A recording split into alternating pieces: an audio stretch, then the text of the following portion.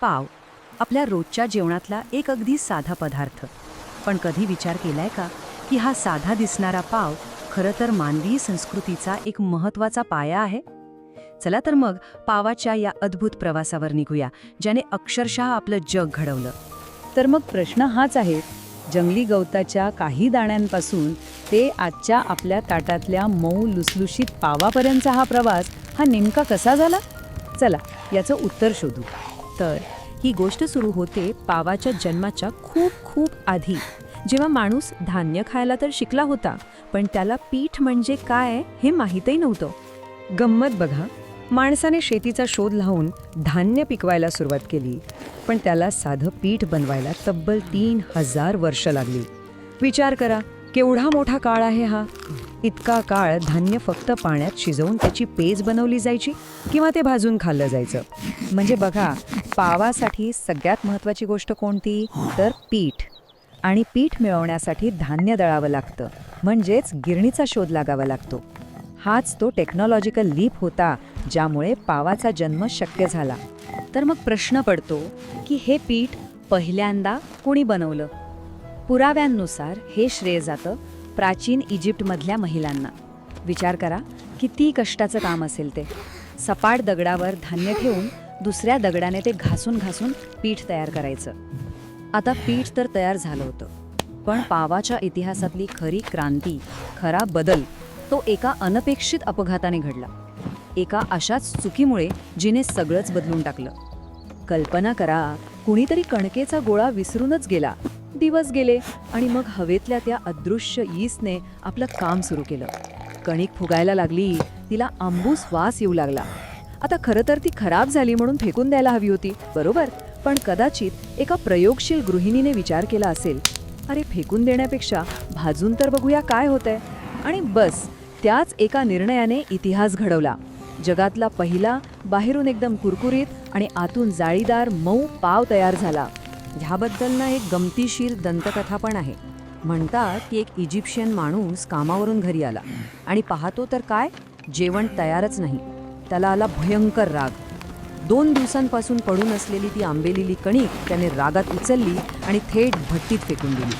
पण थोड्या वेळाने जे बाहेर आलं ते पाहून तोही चकित झाला असेल, कारण त्या कणकेचा एक सुंदर भाजलेला पाव तयार झाला होता. आणि मग काय, हा साधा दिसणारा पाव फक्त पोट भरण्याचं साधन उरला नाही, तर तो समाज आणि मोठमोठी साम्राज्य घडवणारं एक शक्तिशाली हत्यार बनला. इजिप्तचे ते मोठमोठे पिरामिड्स आठवतात? ते बांधणाऱ्या जवळजवळ 1,00,000 कामगारांना पगार म्हणून पैसे नव्हते मिळत, तर रोज पाव आणि बियर दिली जायची. म्हणजे विचार करा, हे फक्त अन्न नव्हतं, तर एका महाकाय प्रोजेक्टचं चलन होतं ते. आणि रोमन साम्राज्यात तर पावाला प्रचंड महत्त्व होतं.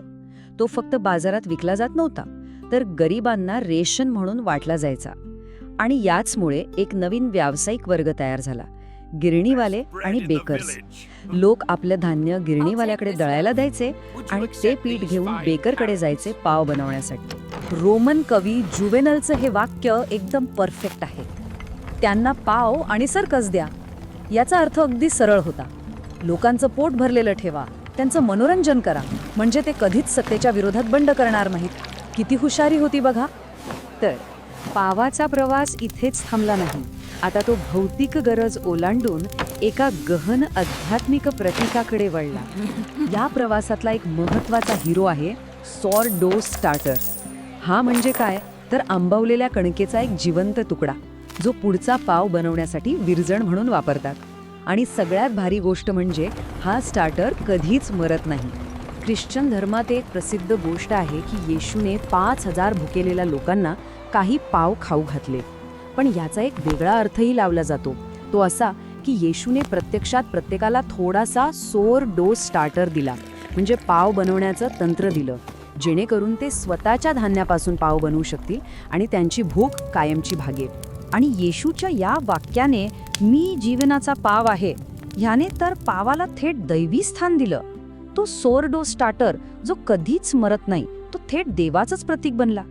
मध्ययुगात तर लोकांनी या स्टार्टरला इतकं पवित्र मानलं की जणू काही तो घरातला देवच आहे. प्रत्येक घरात तो असायलाच हवा असा नियम झाला. आणि चोरी होऊ नये म्हणून लोक त्याला तिजोरीत ठेवायचे किंवा रात्री झोपताना उशाखाली जपून ठेवायचे. विचार करा. तर असा हा हजारो वर्षांचा प्रवास करून आपण आलो आहोत आजच्या काळात, जिथे पाव आपल्या रोजच्या जगण्याचा एक अविभाज्य भाग बनला आहे. बघा, हजारो वर्ष उलटली, पण पावाचं महत्त्व काही कमी झालेलं नाही. आज जगात सगळ्यात जास्त पाव कुठे खाल्ला जातो? तर जर्मनीमध्ये. आणि अमेरिकेत तर प्रत्येक व्यक्ती वर्षाला सरासरी 53 पाऊंड पाव खाते. म्हणजे आकडे बदलले, पण सवय तीच आहे. तर बघा, गेल्या 6000 वर्षांपासून पावाने किती वेगवेगळी रूपं घेतली. तो कधी जगण्याचा आधार होता, कधी साम्राज्याचं शक्तिशाली साधन, तर कधी श्रद्धेचं प्रतीक बनला. मग आता विचार करण्यासारखी गोष्ट ही आहे की भविष्यात, उद्या, हा साधा दिसणारा पाव कशाचं प्रतीक असेल?